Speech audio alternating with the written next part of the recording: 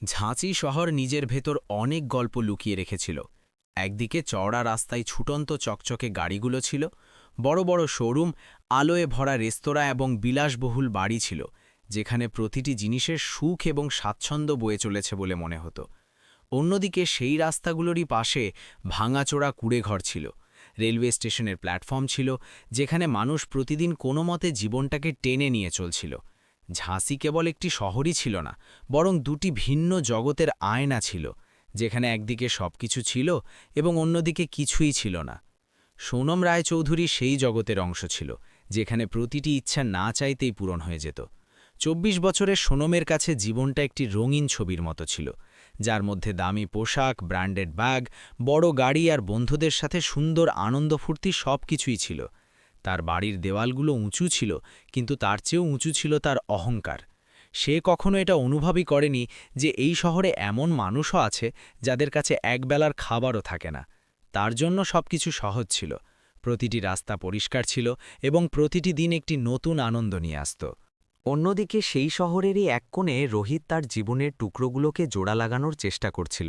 ২৬ বছরের রোহিত একসময় তার স্বপ্নের খুব কাছাকাছি ছিল, কিন্তু আজ সে সেই স্বপ্নগুলো থেকে অনেক দূরে দাঁড়িয়েছিল।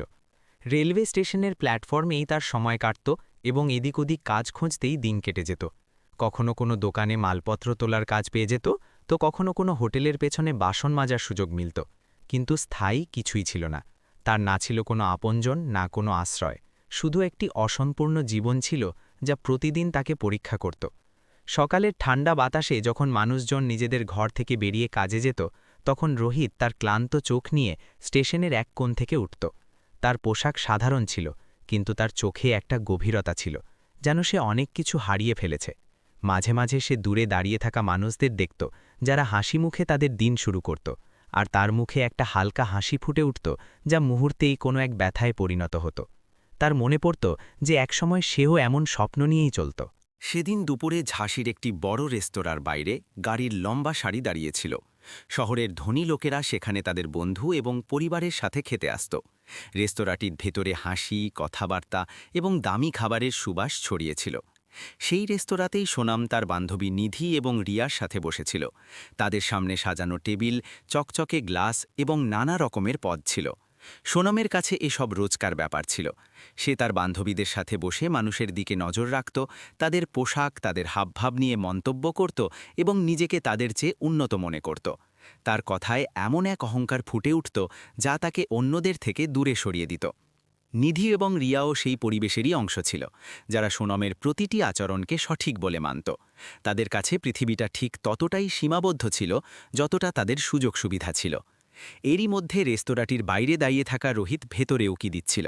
সে কোনো কাজের সন্ধানে ওখান পর্যন্ত এসেছিল। তার চোখে এই আশা ছিল যে হয়তো এখানে সে কোনো কাজ পেয়ে যাবে, যা দিয়ে সে তার দিনের আহার জোগাতে পারবে। কিন্তু ভেতরের চাকচিক্য দেখে সে নিজেকে সেই জগৎ থেকে অনেক দূরে অনুভব করছিল। সে কিছুক্ষণ সেখানেই দাঁড়িয়ে রইল, যেন ভাবছিল যে সে এই জগতের অংশ হতে পারবে কিনা। রেস্তোরাঁর ভেতর এবং বাইরের জগতের এই পার্থক্য অনেক গভীর ছিল। একদিকে মানুষ খাবারের স্বাদে ডুবেছিল, অন্যদিকে কেউ ক্ষুধার্ত হয়ে দাঁড়িয়েছিল। খাওয়া শেষ করে সোনাম এবং তার বান্ধবীরা উঠল এবং হাসতে হাসতে বাইরের দিকে এগোল। তাদের মুখে খুশি এবং নিশ্চিন্ত ভাব স্পষ্ট ফুটে উঠছিল। রোহিত সেখানেই কাছে দাঁড়িয়ে নিজের ভাগ্যের কথা ভাবছিল। ঝাঁসির সেই দুপুর এবার ধীরে ধীরে সন্ধ্যের দিকে গড়াচ্ছিল। রেস্তোরাঁর বাইরে কোলাহল একটু বেশি বেড়ে গিয়েছিল। গাড়ির আওয়াজ, মানুষের কথাবার্তা এবং শহরের ব্যস্ততা মিলে এক অদ্ভুত শব্দের সৃষ্টি করছিল। এই কোলাহলের মাঝেই সোনাম এবং তার বান্ধবী নিধি ও রিয়া হাসতে হাসতে বাইরে বেরোল। তাদের মুখে সেই একই নিশ্চিন্ত ভাব ছিল, যেন পৃথিবীর কোনো চিন্তাই তাদের ছুঁতে পারবে না। দামি পোশাক এবং প্রবল আত্মবিশ্বাসের সাথে তারা তাদের গাড়ির দিকে এগোল, যেখানে তাদের চকচকে গাড়িটি দাঁড়িয়েছিল। যেই সোনামের নজর নিজের গাড়ির ওপর পড়ল, তার মুখের হাসি হঠাৎ থেমে গেল। গাড়ির দরজার কাছে একটি হালকা আঁচড়ের দাগ স্পষ্ট দেখা যাচ্ছিল। দাগটা খুব বড় ছিল না, কিন্তু সোনামের কাছে সেটা একটা অপমানের মতো ছিল, যেন কেউ তার অহংকারে আঘাত হেনেছে। তার চোখে হঠাৎ রাগের আগুন জ্বলে উঠল। তার পা সেখানেই থেমে গেল, আর তার শ্বাসপ্রশ্বাস দ্রুত হয়ে গেল। ওই একটি আঁচড় তার ভেতরের অহংকারকে পুরোপুরি জাগিয়ে তুলেছিল। সেই সময় কাছেই দাঁড়িয়ে থাকা রোহিত তার নজরে পড়ল। সে গাড়ির কাছেই দাঁড়িয়েছিল, হয়তো নিজের ভাবনায় হারিয়ে গিয়েছিল বা কোনো কাজের আশায় থেমেছিল। সোনামের নজর সোজা তার ওপরেই গিয়ে স্থির হল। কোনো উপযুক্ত কারণ ছাড়াই সে ধরে নিল যে এই ছেলেটি এই আচরের জন্য দায়ী। তার ভেতরে জমতে থাকা রাগ এবার কোনো বাধা ছাড়াই বাইরে বেরিয়ে আসার জন্য প্রস্তুত ছিল। সে দ্রুত পায়ে তার দিকে এগোল এবং তার মুখের দিকে এক দৃষ্টে তাকিয়ে নিজের অভিযোগ তার ওপর চাপিয়ে দিল। রোহিত সেই হঠাৎ আসা অভিযোগে এক মুহূর্তের জন্য চমকে উঠল। তার চোখে বিস্ময় ছিল, যেন সে বুঝতেই পারছিল না যে তার ওপর কেন এই অভিযোগ আনা হচ্ছে। সে নিজেকে নির্দোষ প্রমাণের চেষ্টা করল, কিন্তু তার কণ্ঠস্বরে যে সত্যতা ছিল তা সোনমের রাগের সামনে কোথাও হারিয়ে গেল। তার কথা না শুনেই সোনমের হাত উঠে গেল এবং পরের মুহূর্তেই একটা সোজোর চড় তার গালে এসে পড়ল। সেই আওয়াজ এতটাই তীব্র ছিল যে আশেপাশে দাঁড়িয়ে থাকা মানুষের কানে তা স্পষ্টভাবে পৌঁছল। কিছুক্ষণের জন্য যেন সেখানকার সব কোলাহল থেমে গেল। রোহিতের মুখ একদিকে ঝুঁকে গেল এবং তার চোখে হঠাৎ এক অদ্ভুত শূন্যতা নেমে এলো। সেই চড়ে কেবল হাতের জোর ছিল না, তাতে অপমান, অবজ্ঞা এবং লাঞ্ছনার পুরো বোঝা ছিল। সেটা শুধু তার গালেই পড়েনি, বরং তার আত্মা পর্যন্ত গিয়ে আঘাত হেনেছিল। আশেপাশে দাঁড়িয়ে থাকা লোকেরা চুপচাপ সেই দৃশ্য দেখছিল। কারোর চোখে বিস্ময় ছিল, কারোর মুখে উদাসীনতা, আবার কারোর ঠোঁটে হালকা হাসিও ছিল। কেউ এগিয়ে এসে কিছু বলল না, কেউ এটা জানার চেষ্টা করল না যে সত্যিটা কি। ভিড় কেবল তামাশা দেখছিল, যেন এসব তাদের কাছে নতুন কিছু নয়। এরই মধ্যে নিধি এবং রিয়ার ঠোঁট পেকে হালকা হাসি বেরিয়ে এলো, যা রোহিতের কানে তীরের মতো বিঁধল। রোহিত সেখানেই দাঁড়িয়ে রইল, কিছু না বলে, কোনো প্রতিক্রিয়া না দেখিয়ে। তার চোখে জল ছিল না, কিন্তু এক গভীর যন্ত্রণা নিশ্চয়ই ছিল, যা ভেতরে ভেতরে তাকে ভেঙে দিচ্ছিল। তার গালের চড়ের দাগ হয়তো কিছুক্ষণ পরেই মুছে যেত, কিন্তু তার হৃদয়ে যে আঘাত লেগেছিল তা হয়তো কখনো শুকোনোর ছিল না। সে মাথাটা একটু নিচু করে নিল, যেন নিজের ভেঙে যাওয়া সম্মানটুকু সামলানোর চেষ্টা করছিল। সোনম তাকে এক মুহূর্তেই সবকিছু বলে দিয়েছিল, কিছু না শুনে, কিছু না বুঝে। তার মুখে তখনও রাগের কঠোরতা ছিল, এবং সে পেছনে না তাকিয়েই নিজের গাড়িতে গিয়ে বসল। নিধি এবং রিয়াও তার সাথে হাসতে হাসতে ভেতরে গিয়ে বসল, যেন কিছুই হয়নি। গাড়ি স্টার্ট হলো এবং ধীরে ধীরে সেখান থেকে বেরিয়ে গেল। পেছনে ফেলে গেল এক চুপচাপ দাঁড়িয়ে থাকা মানুষকে, যার কণ্ঠস্বর কেউ শোনেনি। গাড়ি চলে যেতেই সেখানকার কোলাহল আবার স্বাভাবিক হয়ে গেল। মানুষজন যার যার কাজে লেগে পড়ল, যেন কিছুই হয়নি। কিন্তু রোহিতের কাছে সেই মুহূর্তটা ওখানেই থমকে গিয়েছিল। সে কিছুক্ষণ সেই একই জায়গায় দাঁড়িয়ে রইল, যেন তার পা মাটির সাথে আটকে গিয়েছিল। তার ভেতরে চলা ঝড় বাইরে আসতে পারছিল না, এবং তার নীরবতাই তার সবচেয়ে বড় আর্তনাদ হয়ে উঠেছিল। কিছুক্ষণ পর সে ধীরে ধীরে সেখান থেকে সরে গিয়ে রাস্তার ধারে থাকা একটি ছোট চায়ের স্টলের দিকে এগোল। এই দোকানটি চাওয়ালার ছিল, যে তাকে আগে থেকেই চিনত। চাওয়ালা তাকে আসতেই এক গ্লাস জল দিল এবং তার মুখখানা মনোযোগ দিয়ে দেখল। রোহিতের মুখে যে নীরবতা ছিল তা যে কোনো শব্দের চেয়েও ভারী ছিল। চাওয়ালা কিছু না বলেই তার অবস্থা বুঝে নিল। রোহিত কয়েক ঢক জল খেল এবং চুপচাপ একপাশে বসে পড়ল। তার ভেতরে অনেক কিছু ছিল, যা বাইরে আসতে চাইছিল, কিন্তু তার ঠোঁট যেন বন্ধ হয়ে গিয়েছিল। চাওয়ালা ধীরে ধীরে তার কাছে বসে তাকে দেখল এবং নিজের অভিজ্ঞতার আলোকে বোঝানোর চেষ্টা করল যে এই পৃথিবীতে ধনী ও গরিবের মাঝের পার্থক্য শুধু টাকার নয়, বরং চিন্তাধারারও হয়। কিন্তু রোহিত কিছুই বলল না, তার নীরবতাই ছিল তার উত্তর। সেই সন্ধ্যায় ঝাঁসির রাস্তায় সব কিছু আগের মতোই ছিল। গাড়ি চলছিল, মানুষ নিজেদের কাজে ব্যস্ত ছিল, এবং শহর নিজের গতিতে এগিয়ে চলছিল। কিন্তু সেই ভিড়ে এমন একজন মানুষ ছিল যার জগৎ ওই একটি চড়ে পুরোপুরি বদলে গিয়েছিল। তার চোখে তখন একটাই প্রশ্ন ছিল, যার উত্তর হয়তো এই পৃথিবীতে কারো কাছেই ছিল না। ঝাঁসির সেই রাস্তাগুলোতে দিন কাটতে লাগল, কিন্তু রোহিতের কাছে সময় যেন থমকে গিয়েছিল। সেই চড়ের আওয়াজ তখনও তার ভেতরে প্রতিধ্বনিত হতো। সে রোজগার মতো সকালে উঠত, স্টেশনের প্ল্যাটফর্মে ঠান্ডা মেঝে থেকে নিজের শরীরকে আলাদা করত এবং সারা দিন কাজের সন্ধানে ঘুরে বেড়াত। কিন্তু এখন তার পদক্ষেপে আগের মতো আশা ছিল না। তার চোখে এক স্থায়ী ক্লান্তি নেমে এসেছিল, যেন সে শুধু শরীরেই নয়, আত্মাতেও ক্লান্ত হয়ে পড়েছিল। তবু সে চলতে থাকল, কারণ থেমে যাওয়া মানে তার কাছে হার মেনে নেওয়া ছিল, আর তার কাছে হারানোর মতো আর কিছুই অবশিষ্ট ছিল না। সে কখনো কুলিদের মাঝে গিয়ে মালপত্র তোলায় সাহায্য করত, কখনো চায়ের গ্লাস ধুয়ে দিত, কখনো কোনো দোকানের বাইরে দাঁড়িয়ে মালিকের একটি ডাকের অপেক্ষা করত। প্রতিটি দিন তার কাছে একটি নতুন পরীক্ষা ছিল, যেখানে তাকে নিজেকে প্রমাণ করতে হতো। কিন্তু কেউ তাকে পুরোপুরি মেনে নিতে প্রস্তুত ছিল না। শহরের ভিড়ে সে উপস্থিত ছিল, তবুও সে অদৃশ্য ছিল। তাকে দেখে মানুষজন চোখ ভিড়িয়ে নিত, যেন সে এই শহরের অংশই নয়। সেই চর তাকে এই অনুভূতি আরও গভীরভাবে দিয়েছিল যে তার কণ্ঠস্বরের কোনো দাম নেই। অন্যদিকে সোনাম নিজের জগতে ফিরে গিয়েছিল। তার দিনগুলো আবার আগের মতোই হয়ে গিয়েছিল। বন্ধুদের সাথে ঘোরাঘুরি, কেনাকাটা করা এবং প্রতিটি দিনকে উৎসবের মতো উদযাপন করা। সেই ঘটনাটি ধীরে ধীরে তার কাছে একটি সামান্য বিষয়ে পরিণত হচ্ছিল, যেটিকে সে তার মনের কোনো এক কোণে সরিয়ে রেখেছিল। তার ভেতরে কোনো আলোড়ন ছিল না, কোনো প্রশ্ন ছিল না, কেবল সেই আত্মবিশ্বাস আর সেই স্বাচ্ছন্দ্য ছিল। সে টেরই পায়নি যে সে কারো আত্মায় কতটা গভীর ক্ষত সৃষ্টি করেছে। সময় আরও কয়েকদিন পেরিয়ে গেল এবং একদিন সকালে ঝাঁসির রেলওয়ে স্টেশন বরাবরের মতোই ভিড়ে ভরে গেল।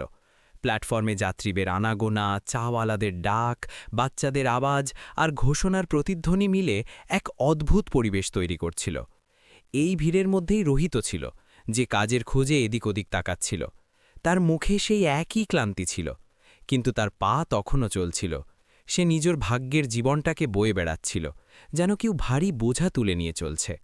সেদিন সোনামও নিজের বাড়ি থেকে বেরিয়েছিল। কোম্পানির একটি জরুরি কাজে তাকে দিল্লি যেতে হতো। তার গাড়ি স্টেশনের বাইরে থামল এবং সে তার আত্মবিশ্বাসে ভরা ভঙ্গিতে প্ল্যাটফর্মের দিকে এগোল। তার চোখে মুখে সেই একই স্বাচ্ছন্দ্য ছিল, যেন এই পৃথিবী সবসময় তার ইচ্ছে মতোই চলেছে। সে ঘুণাক্ষরেও টের পায়নি যে সেই স্টেশনেই এমন একটি মুহূর্ত তার জন্য অপেক্ষা করছে, যা তার চিন্তাভাবনাকে চিরকালের জন্য বদলে দেবে। প্ল্যাটফর্মে হঠাৎ এক বিশৃঙ্খলা সৃষ্টি হলো। কোথা থেকে যেন সজোরে ধাক্কা লাগল, মানুষ একে অপরের উপর পড়তে লাগল এবং কয়েক সেকেন্ডের মধ্যেই সেখানে হুড়োহুড়ির মতো পরিস্থিতি তৈরি হলো। চিৎকার চেঁচামেচির আওয়াজ প্রতিধ্বনিত হতে লাগল এবং সবাই নিজের প্রাণ বাঁচাতে এদিক ওদিক দৌড়াতে শুরু করল। এই হঠাৎ ঘটা হট্টগোলে সোনামও নিজেকে সামলাতে পারল না। তার পা পিছলে গেল এবং সে সজোরে প্ল্যাটফর্মের উপর পড়ে গেল। তার মাথা এবং হাতে চোট লাগল এবং সে সেখানেই লুটিয়ে পড়ল। কিছুক্ষণের মধ্যেই সেখানে ভিড় জমে গেল, কিন্তু কেউ এগিয়ে এসে তাকে সাহায্য করতে প্রস্তুত ছিল না।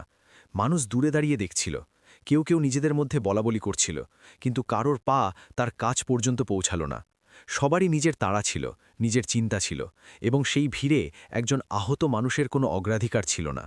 সোনামের চোখ আধভোজা ছিল এবং তার মুখে যন্ত্রণার ছাপ স্পষ্ট দেখা যাচ্ছিল। সে ওই ভিড়ের মাঝে একা ছিল, যেন তার সমস্ত ধনসম্পত্তি সেই মুহূর্তে কোথায় উধাও হয়ে গিয়েছিল। এই ভিড়ের মাঝে রোহিত দাঁড়িয়েছিল। সে দৃশ্যটি দেখল এবং এক মুহূর্তের জন্য তার ভেতরে এক আলোড়ন সৃষ্টি হল। তার নজর সোনামের ওপর পড়ল এবং তাকে চিনতে তার খুব একটা দেরি হল না। সেই একই মুখ, সেই মেয়ে যে কয়েকদিন আগেই তার কথা না শুনেই তাকে চড় মেরেছিল। তার মনে এক মুহূর্তের জন্য সেই পুরনো ব্যথা জেগে উঠল, যেন কোনো ক্ষত আবার তাজা হয়ে উঠল। কিন্তু পরের মুহূর্তেই তার ভেতরে অন্য কিছু জেগে উঠল, এমন এক অনুভূতি যা তার নিজের ব্যথার চেয়েও অনেক বড় ছিল।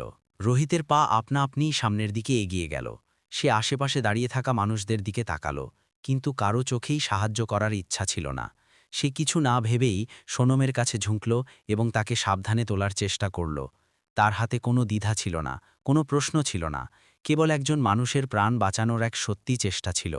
সে অত্যন্ত সাবধানে তাকে তুলল এবং ভিড় খেলে প্ল্যাটফর্মের বাইরের দিকে এগিয়ে গেল। স্টেশনের বাইরে এসে সে কোনোমতে একটি অটো থামালো এবং তাকে হাসপাতালে নিয়ে চলল।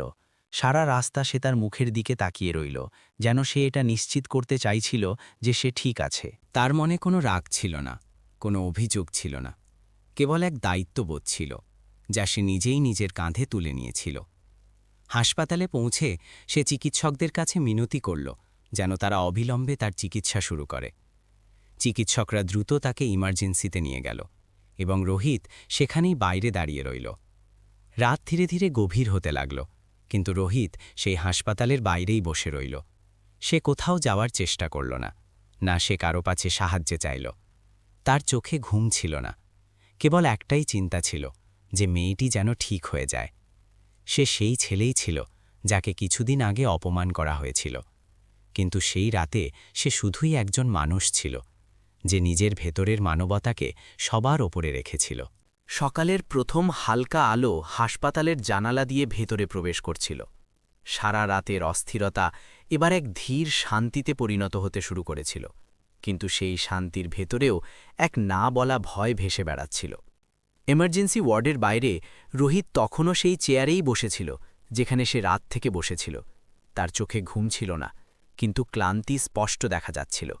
তার পোশাকে ধুলো লেগেছিল, মুখে সারা রাতের দুশ্চিন্তা, আর বুকে একটাই আশা যে মেয়েটি যেন সুস্থ হয়ে ওঠে। সে নিজের ভেতরের সমস্ত ক্লান্তিকে চেপে রেখে কেবল ওই একটি ভাবনাতেই আবদ্ধ হয়ে বসে রইল। ভেতরে সোনাম ধীরে ধীরে জ্ঞান ফিরে পাচ্ছিল। তার চোখের পাতা নড়ে উঠল এবং কয়েক মুহূর্তের মধ্যেই সে নিজের চোখ খুলল। সামনে সাদা দেওয়াল ছিল, মেশিনের হালকা আওয়াজ আসছিল এবং এক অজানা পরিবেশ ছিল। তার মাথায় ব্যথা ছিল। শরীর ভারী লাগছিল এবং সে কোথায় আছে তা বুঝতে তার কয়েক মুহূর্ত সময় লাগল। জ্ঞান ফেরার সাথে সাথেই রাতের ঘটনার আবছা দৃশ্যগুলো তার চোখের সামনে ভেসে উঠতে লাগল। স্টেশনের ভিড়, হঠাৎ করে পড়ে যাওয়া, আর তারপর সব কিছু অন্ধকার। সেই সময় নার্স প্রবিতা তার কাছে এলো এবং তার অবস্থা দেখে স্বস্তির নিঃশ্বাস ফেলল। তার মুখে এক তৃপ্তি ছিল, যেন কোনো বড় দায়িত্ব থেকে সে মুক্ত হয়েছে। সে সোনমের যত্ন নিতে নিতে এটা বুঝিয়ে দিল যে এখন বিপদ কেটে গেছে। কিন্তু সেই যত্নের সাথেই এক সত্যেও ধীরে ধীরে সামনে আসতে লাগল। সোনমের মনে প্রশ্ন উঠছিল যে তাকে এখানে কে আনল, তার প্রাণকে বাঁচাল, আর সারা রাত তার সাথে কে থাকল। তার ভেতরে এক অদ্ভুত অস্থিরতা কাজ করছিল, যেন সে কোনো অজানা ঋণ অনুভব করছিল। কিছুক্ষণ পর সোনমের নজর দরজার দিকে গেল, যেখানে এক কোণে চুপচাপ বসে থাকা রোহিতকে দেখতে পেল। সেই মুখ, সেই চোখ, কিন্তু আজ সেগুলোতে ভিন্ন কিছু ছিল। এক ক্লান্তি, এক প্রশান্তি, আর এক গভীরতা, যা হয়তো সোনম আগে কখনো দেখেনি। তাকে দেখেই সোনমের বুকটা যেন এক মুহূর্তের জন্য থমকে গেল। তার স্মৃতিতে সেই চরটি আবার প্রতিধ্বনিত হতে লাগল, এবং তার সামনে সেই মানুষটি দাঁড়িয়েছিল যে তার সেই অপমানকে নিজের ভেতরে চেপে রেখে তার প্রাণ বাঁচিয়েছিল। সেই মুহূর্তে সোনমের ভেতরে কিছু একটা ভেঙে পড়ল। তার অহংকার, তার নিশ্চিন্ত ভাব, তার সেই মিথ্যা আত্মবিশ্বাস, সবকিছু যেন একসাথে টুকরো টুকরো হয়ে গেল। তার সেই এক মুহূর্তের ভুলের অনুভূতি এতটা গভীরভাবে হল যে সেটা প্রকাশ করার মতো কোনো শব্দই তার কাছে রইল না। সে শুধু তাকিয়েই রইল, যেন তার চোখেই সব কথা ফুটে উঠেছিল। রোহিত তার দিকে তাকাল, কিন্তু তার চোখে কোনো অভিযোগ ছিল না, কোনো প্রশ্ন ছিল না, কেবল এক সরলতা ছিল যা তার পুরো ব্যক্তিত্বকে আরও মহান করে তুলছিল। কিছুক্ষণের মধ্যেই সোনমের বাবা মাও হাসপাতালে পৌঁছে গেলেন। বিক্রম রায় চৌধুরীর মুখে চিন্তার ভাঁজ স্পষ্ট দেখা যাচ্ছিল, এবং সন্ধ্যার চোখে ভয় আর মমতা দুটোই একসাথে ছিল। ডাক্তার অজয় সাক্সেনা তাদের পরিস্থিতির কথা জানালেন, এবং এটাও স্পষ্ট করে দিলেন যে সময়মতো হাসপাতালে নিয়ে আসার কারণেই তাদের মেয়ের প্রাণ বাঁচতে পেরেছে। এ কথা শুনে দুজনের মুখেই স্বস্তি নেমে এলো, কিন্তু তাদের মনে একটা প্রশ্নও ছিল। শেষমেশ কে ছিল সে যে এসব করেছে? সোনম তার দুর্বল শরীর সত্ত্বেও সেদিকে ইশারা করল, যেদিকে রোহিত বসেছিল। তার চোখে তখন এক অন্যরকম ভাব ছিল, সম্মান, অনুশোচনা এবং কৃতজ্ঞতার এক মিশ্র অনুভূতি। বিক্রম এবং সন্ধ্যার নজরও রোহিতের ওপর গিয়ে স্থির হল। তাদের সামনে সাধারণ পোশাকে বসে থাকা একটি ছেলে ছিল, যার মুখে ক্লান্তি ছিল কিন্তু চোখে সততা ছিল। সেই এক মুহূর্তেই তারা বুঝতে পারল যে মানুষের মূল্য তার পোশাক বা পরিস্থিতি দিয়ে নয়, বরং তার কর্ম দিয়ে নির্ধারিত হয়। হাসপাতাল থেকে বাড়ি ফেরার পর পরিস্থিতি পুরোপুরি বদলে গিয়েছিল।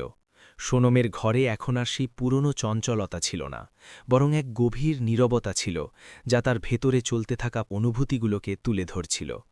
রোহিতকেও তাদের সাথে বাড়িতে নিয়ে আসা হলো। এটি সেই বাড়িই ছিল যেখানে প্রতিটি জিনিস সাজানো, গোছানো এবং সুন্দর ছিল, কিন্তু আজ সেই বাড়িতে এক নতুন অনুভূতিও ছিল, এক সত্যের অনুভূতি যা আগে কখনো অনুভূত হয়নি। ধীরে ধীরে যখন রোহিতকে তার সম্পর্কে জিজ্ঞাসা করা হলো, তখন তার জীবনের অধ্যায়গুলো খুলতে লাগল। রোহিতের মুখ তখন শান্ত ছিল।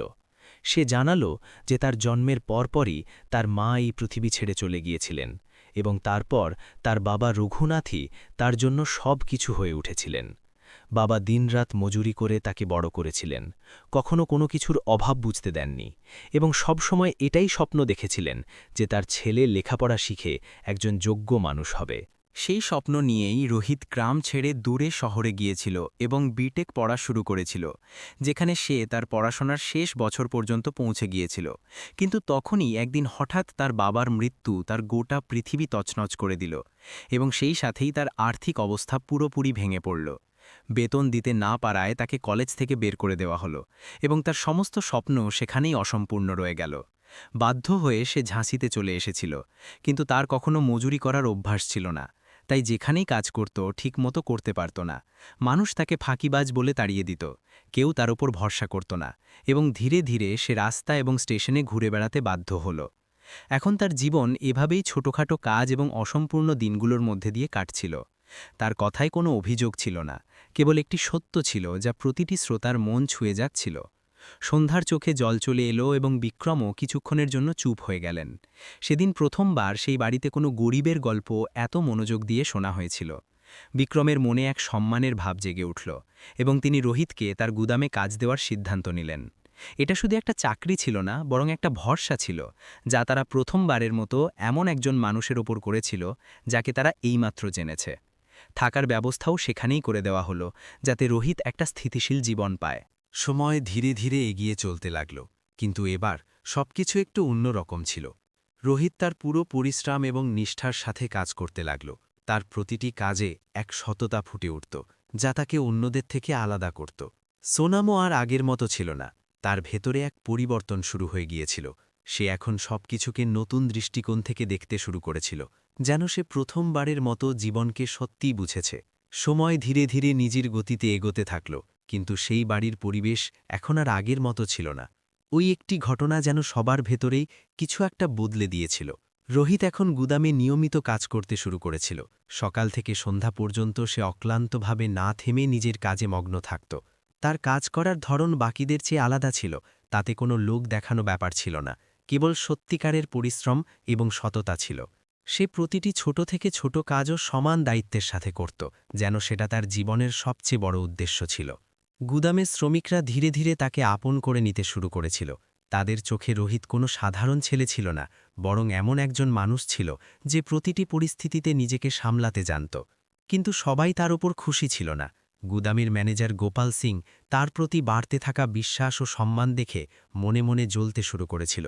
তার ভয় ছিল যে এমন চলতে থাকলে একদিন রোহিত তার জায়গা নিয়ে নিতে পারে, বা অন্তত মালিকের ভরসা তার কাছ থেকে কেড়ে নিতে পারে।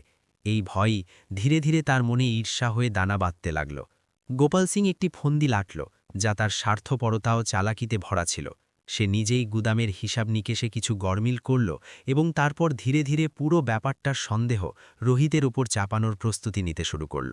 সে কিছু কাগজপত্রে কারচুপি করল, কিছু লোককে নিজের দলে টানল, এবং তারপর সঠিক সময়ের অপেক্ষা করতে লাগল। তার কাছে এটা শুধু একটা চাল ছিল না, বরং নিজের অবস্থান বাঁচানোর একটা চেষ্টা ছিল, যার জন্য সে একজন নির্দোষ মানুষকে ফাঁসানোর পথ বেছে নিয়েছিল। একদিন হঠাৎ এই কথা বিক্রম রায় চৌধুরীর কান পর্যন্ত পৌঁছল যে গুদামে টাকা তছরূপ হয়েছে, এবং সন্দেহ সরাসরি রোহিতের ওপর। এই খবর শুনে বিক্রমের মুখে গাম্ভীর্য নেমে এলো। তিনি সাথে সাথে গুদামে পৌঁছে বিষয়টি তদন্ত করার সিদ্ধান্ত নিলেন। সেখানে পৌঁছে তিনি ম্যানেজার ও বাকি কর্মীদের সাথে কথা বললেন। গোপাল সিং খুব চালাকির সাথে সমস্ত কথা এমনভাবে সাজালো যাতে রোহিতকেই দোষী মনে হতে লাগল। তার কথায় আত্মবিশ্বাস ছিল, কিন্তু সেই আত্মবিশ্বাসের পেছনে লুকিয়ে থাকা সত্যিকে কেউ চিনতে পারল না। রোহিতকে যখন এই কথা জানানো হলো, তখন তার পায়ের তলা থেকে যেন মাটি সরে গেল। সে কখনো ভাবেওনি যে যে জায়গায় সে তার সততার সাথে কাজ করেছে, সেখানেই তার ওপর এমন অভিযোগ উঠবে। তার চোখে বিস্ময় ছিল, কিন্তু সে নিজেকে সামলানোর চেষ্টা করল। সে জানত যে সত্যি তার সাথে আছে, কিন্তু সে এটাও জানত যে এই পৃথিবীতে সত্যি সবসময় জিততে পারে না। সে নিজেকে নির্দোষ প্রমাণ করার আপ্রাণ চেষ্টা করল, কিন্তু তার সত্য সেই লোকেদের মাঝে কোথাও হারিয়ে গেল যারা আগে থেকেই একটা রায় ঠিক করে নিয়েছিল। বিক্রম পুরো সত্যি না জেনেই ম্যানেজারের কথায় ভরসা করে নিলেন। তার জন্য এই সিদ্ধান্ত নেওয়া সহজ ছিল না, কিন্তু তিনি সেটাই দেখলেন যা তাকে দেখানো হয়েছিল। তিনি রোহিতকে গুদাম থেকে তাড়িয়ে দেওয়ার সিদ্ধান্ত নিয়ে নিলেন। সেই মুহূর্তে রোহিতের ভেতরে কিছু একটা ভেঙে গেল, কিন্তু তার মুখে সেই নীরবতাই ছিল যা সবসময় তার সাথে থাকত। সে আরও একবার নিজের নির্দোষিতা প্রমাণের চেষ্টা করল, কিন্তু এবারও তার কথা না শোনা রয়ে গেল। গুদাম থেকে বেরোনোর সময় রোহিতের পা ভারী হয়ে আসছিল। এটা দ্বিতীয়বার ছিল যখন তাকে না শুনেই দোষী সাব্যস্ত করা হয়েছিল। প্রথম চরটি তার আত্মায় আঘাত করেছিল, আর এখন এই অভিযোগ তার বিশ্বাসকে পুরোপুরি ভেঙে দিয়েছিল। সে একবারও পেছন ফিরে তাকাল না, কিন্তু সেখানে তার জন্য আর কিছুই অবশিষ্ট ছিল না। সে চুপচাপ সেখান থেকে চলে যাওয়াটাই ভালো মনে করল, কারণ সে জানত যে যখন মানুষের ওপর বিশ্বাসী থাকে না, তখন তার কাছে থেমে থাকার কোনো কারণ থাকে না। কিছুদিন পর যখন এই কথা সোনাম পর্যন্ত পৌঁছালো, তখন তার ভেতরে যেন একটা ঝড় বয়ে গেল। তার সামনে যে সত্যিটা তুলে ধরা হচ্ছিল, সে তা মেনে নিতে পারছিল না। তার মনে রোহিতের জন্য যে সম্মান ও বিশ্বাস ছিল, তাই অভিযোগের সাথে কিছুতেই মিল খাচ্ছিল না। সে নিজেই এই ব্যাপারটি তদন্ত করার সিদ্ধান্ত নিল। সে গুদামের কাগজপত্র দেখল, কর্মীদের সাথে কথা বলল এবং ধীরে ধীরে গোপাল সিংয়ের তৈরি করা সেই চক্রান্তের জট খুলতে শুরু করল। সত্যি সামনে আসতেই সবকিছু পরিষ্কার হয়ে গেল। রোহিত নির্দোষ ছিল এবং এই পুরো ব্যাপারটি ছিল একটি সুপরিকল্পিত ষড়যন্ত্র। এই কথা জেনে সোনামের মন গভীর অনুশোচনায় ভরে গেল। তার মনে হল যেন সে আবারও একই ভুলের পুনরাবৃত্তি করেছে, একজন সৎ মানুষকে তার কথা না শুনেই অবিশ্বাস করা। সে সাথে সাথে তার বাবাকে এই সত্যিটা জানাল। বিক্রমের মুখেও অনুশোচনার ছাপ স্পষ্ট দেখা যেতে লাগল। তিনি বুঝতে পারলেন যে তাড়াহুড়ো করে তিনি এক অনেক বড় অন্যায় করে ফেলেছেন, কিন্তু ততক্ষণে অনেক দেরি হয়ে গিয়েছিল।